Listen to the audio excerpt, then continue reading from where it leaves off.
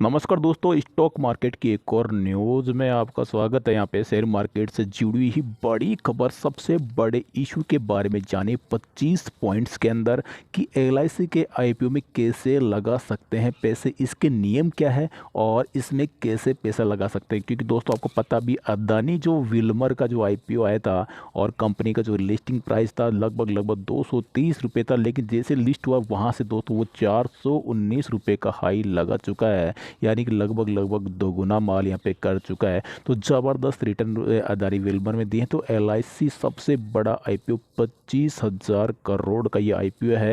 यानी अब तक का देश का सबसे बड़ा आईपीओ एलआईसी लेकर आ रहा है। तो देश की, यानी कि अब चलिए आपको मैं वन बाई वन इसमें एक जो हॉल जो नियम है, किस नियम के तहत इसमें आपको पैसा लगाने का मौका मिल सकता है। सबसे पहले आपको बता दें कि देख सकते हैं एलआईसी ने 13 फरवरी 2022 को मार्केट रेगुलर सेबी को अपने आईपीओ का जो मसौदा डीआरएचपी जमा करा दिया। यानी कि जो डॉक्यूमेंट्स होते हैं वो यहाँ पे जमा करा। इसके मुताबिक लगभग 31.6 करोड़ यानी कि 5% शेयर कंपनी आईपीओ में बेचेगी। इसमें कर्मचारियों और पॉलिसी होल्डर को डिस्काउंट में मिलेगा। तो चलिए बात करते हैं, पॉलिसी होल्डर के लिए 10% शेयर रिजर्व रहेंगे। यहाँ पे देख साथ साथ कहा उन्होंने कि पॉलिसी होल्डर्स के लिए 10% शेयर यहाँ पे रिजर्व रखेंगे।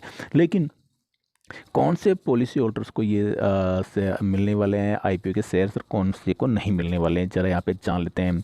एलआईसी पॉलिसी होल्डर्स के लिए 10% शेयर रिजर्व रहेगा। हो सकता है उनको शेयर के भाव में 5% का डिस्काउंट मिल जाए। हम यहाँ बता रहे हैं कि 25 पॉइंट में उन सभी सवालों के जवाब जो आपके मन में चल रहे होंगे। पहले एलआईसी को समझती है दुनिया की सबसे बड़ी सरकारी बीमा कंपनी। ये तो दोस्तों आपको समझाने की ज़रूरत नहीं, सब आप जानते हैं कि ये एलआईसी जो क्या है क्या नहीं है, ठीक है। तो सबसे पहले शेयर खरीदने के लिए पॉलिसी शेयर होल्डर्स के पास डीमेट अकाउंट होना, ये भी आप जानते हैं। डीमेट खाता कैसे खोलना ये भी आप जानते हैं। 2 पॉइंट क्लियर हो गए। इसके बाद क्या पॉलिसी होल्डर्स का जो हिस्सा रिजर्व हो उसका कोई लॉक इन पीरियड भी है। यहाँ एक बार आपको बता देते हैं कि क्या है।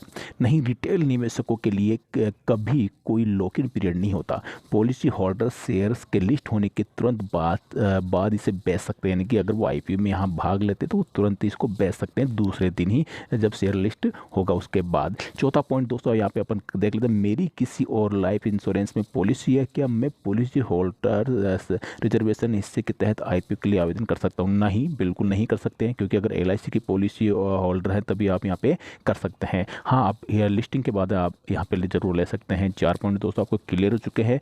5वां पॉइंट दोस्तों आपको यहाँ पे मैं बता देता हूँ, कम से कम और ज़्यादा से ज़्यादा कितना शेयर आप यहाँ पे खरीद सकते हैं। तो यहाँ पे देखते हैं एलआईसी आईपीओ लॉन्च किया जाएगा और उस समय यहाँ आपको बता दिया जाएगा कि कितने लॉट कितने क्वांटिटी। यानी कि मैं बता दूँ आपको, लगभग मिनिमम 10,000 से तो कम नहीं होगा और मैक्सिमम दोस्तों 20,000 या 25,000 के लगभग दोस्तों मैक्सिमम हो सकता है कि आपको इतने में पैसा लगाना पड़ेगा। 10 से लेके 20-25 आप यहाँ पे हो सकते हैं मेरे अनुसार। बाकी हो सकता है कुछ ऊपर नीचे भी देखने को मिले। क्या डीमेट खाते में कोई कम से कम बैलेंस का नियम है? ऐसा कोई नियम नहीं है। देख सकते हैं ये पॉइंट आपका क्लियर। क्या कोई पॉलिसी होल्डर्स अपने पति या पत्नी या बेटे या किसी रिश्तेदार के डीमेट खाते से आवेदन कर सकता है? नहीं कर सकता है। देख सकते हैं नहीं कर सकता है। पॉलिसी होल्डर्स के पास उसका खुद का डीमेट अकाउंट होना चाहिए। उसका पूरा वेरिफिकेशन पैन कार्ड के द्वारा होगा। चलिए, पॉलिसी होल्डर्स के लिए कितनी छूट है ये 208वां पॉइंट आपका चुका है। यहाँ पे देख सकते हैं पॉलिसी होल्डर्स के लिए यहाँ पे माना जा रहा है कि 5% तक डिस्काउंट में मिल सकता है। 9वां पॉइंट, क्या एलआईसी के शेयर्स में निवेश पर टैक्स छूट मिलेगी? नहीं, एलआईसी के लिए इक्विटी शेयर्स में निवेश पर कोई टैक्स छूट नहीं मिलेगी। एलआईसी आप कराते हैं उसका जरूर टैक्स में छूट मिलती है, लेकिन यहाँ पे ये शेयर बन जाएगा, फिर इसमें कोई छूट नहीं मिलेगी। ये पॉइंट भी आपका क्लियर हो गया है। 10वां 200 पॉइंट जो है यहाँ पे पॉलिसी होल्डर्स प्राइस बैंड के किस भाव पर बोली लगा सकते हैं? तो आमतौर पर आपको पता है 2 भाव मिलते हैं, निचला और ऊपर। आपको आमतौर पर ध्यान देंगे कि लगभग ऊपरी स्तरों पर यहाँ पे भाव देखने को मिलता है, कभी कभार निचले स्तरों पर देखने को मिल सकता है। तो वो तो देखते हैं कितने इश्यू प्राइस पर ये अलॉट करने जा रहे हैं। तो ये 10 पॉइंट आपके क्लियर हो चुके हैं। 11 पॉइंट, मेरी एक जॉइंट लाइफ फैमिली पॉलिसी है, मैं और मेरी पत्नी दोनों रिजर्वेशन के पात्र होंगे या नहीं? पॉलिसी होल्डर्स रिजर्वेशन हिस्से के तहत इक्विटी शेयर के लिए दो में से केवल एक ही आवेदन कर सकता है। बिल्कुल, अगर आपकी जॉइंट पॉलिसी है तो बिल्कुल आप एक डीमेट खाते से सिर्फ एक ही बार आपको मतलब फ़ायदा मिलेगा डिस्काउंट में जो शेयर लेंगे। चलिए, ये दोस्त जो आपके मन में जो क्वेश्चन है ना, वो पॉलिसी जो मतलब LIC है वो खुद जो न्यूज़ है, ये जो न्यूज़ पब्लिश की है, ठीक है।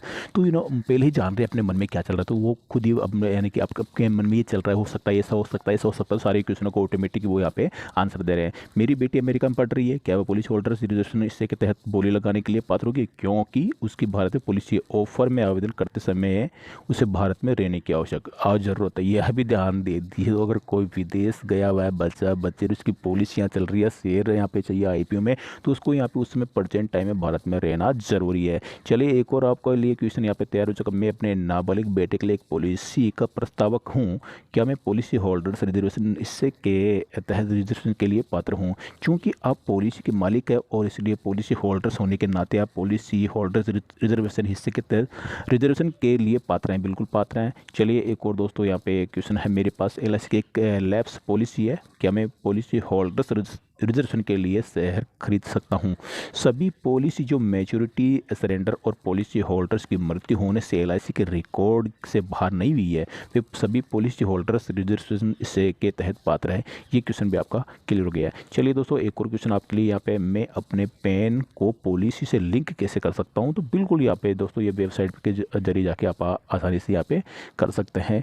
यहाँ पे 16 पॉइंट दोस्तों, एक और पॉइंट है जो आपको यहाँ पे मैं बता देता हूँ। मैंने DHRP की तारीख से पहले पॉलिसी अप्लाई किया, लेकिन बाद में पॉलिसी बॉन्ड प्राप्त किया, क्या मैं आवेदन कर सकता हूँ? पॉलिसी होल्डर्स रिजर्वेशन इससे श्रेणी के तहत रिजर्वेशन के तहत पात्र होने के लिए पॉलिसी DHRP की तारीख को या उससे पहले जारी की जानी चाहिए। इशू खुलने की तारीख या पर मेच्योरिटी सरेंडर या मृत्यु से बाहर नहीं होनी चाहिए। ये दोस्तों आपका ये 16 पॉइंट यहाँ पे क्लियर हो गया है।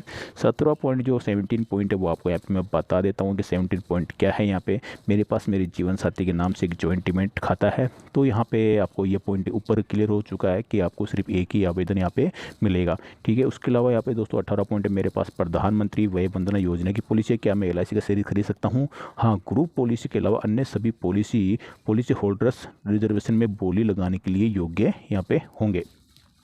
उसके अलावा मैं एक यहाँ पे देखते हैं एन्युटी पॉलिसी के तहत पॉलिसी होल्डर्स का जीवन साथी हूँ, वर्तमान में एन्युटीज प्राप्त कर रहा हूँ, क्या मैं LIC के शेयर के लिए आवेदन कर सकता हूँ? नहीं कर सकते हैं। क्या 20वें पॉइंट पे दोस्तों अपन आ चुके हैं। जो 20वां पॉइंट है, सिर्फ 5 पॉइंट और बच्चे सारे इस सवाल है, क्योंकि LIC सबसे बड़ा IPO है, तो इसके तहत आपके मन में कि मैं खरीद सकता हूँ, नहीं खरीद सकता, ले सकता हूँ, नहीं ले सकता, किस प्रकार ले सकता हूँ, तो सारे पॉइंट यहाँ पे क्लियर हो चुके हैं।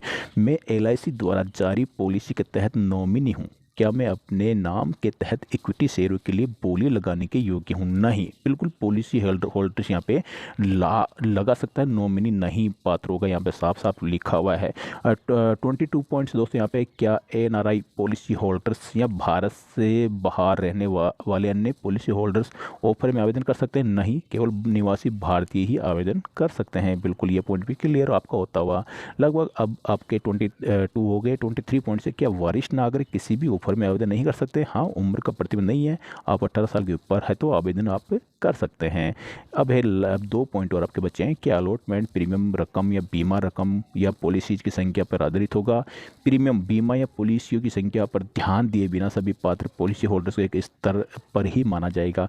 अब लास्ट पॉइंट है दोस्तों आपका, क्या पॉलिसी होल्डर्स रिजर्वेशन हिस्से के तहत बोली लगाने के लिए पात्र होने के लिए न्यूनतम प्रीमियम या बीमा राशि की कोई शर्त है? ऐसी कोई शर्त नहीं है, सभी पात्र पॉलिसी होल्डर्स नियमों के अधीन पॉलिसी होल्डर रिजर्वेशन हिस्से के तहत बोली लगाने के लिए पात्र है। तो पूरे 225 पॉइंट आपके यहाँ पे क्लियर हो चुके हैं। और ये दोस्तों, ये जो LIC है, ये लगभग दोस्तों आपको पता है बहुत बड़ा IPO निकल के आ रहा है, और 25,000 करोड़ के लगभग दोस्तों इसका IPO ये आ सकता है। 25,000 करोड़ के लगभग दोस्तों इसका IPO 10 मार्च के लगभग आ सकता है, यानी कि इसका इसका भाव 2,000 रुपये के करीब होगा, देख सकते हैं।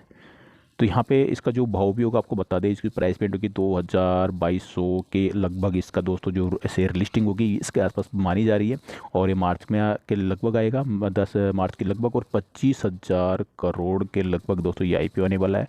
तो पूरी बात दोस्तों आपको 1 बाय 1 और एकदम बिल्कुल हिंदी में आपको समझ में यहाँ पे आ गया होगा। तो आपको किस प्रकार यहाँ पे इसमें लगाना है, नहीं लगाना। दोस्तों वीडियो अच्छा लगे तो लाइक करके शेयर जरूर कीजिएगा। दोस्तों मिलता हूँ नेक्स्ट वीडियो में। दोस्तों मेरा फ्री ग्रुप आप ज्वाइन कर सकते हैं, दिए गए लिंक से आप स्टॉक में अकाउंट ओपन करवाइए और मंथ में सिर्फ 5 ट्रेडिंग अगर आप करते हैं तो आप मेरे ग्रुप में एलिजिबल हो जाएंगे डेली की डेली बिग प्रॉफिटेबल कॉल पाने के लिए। बाय बाय दोस्तों, जय हिंद, जय भारत।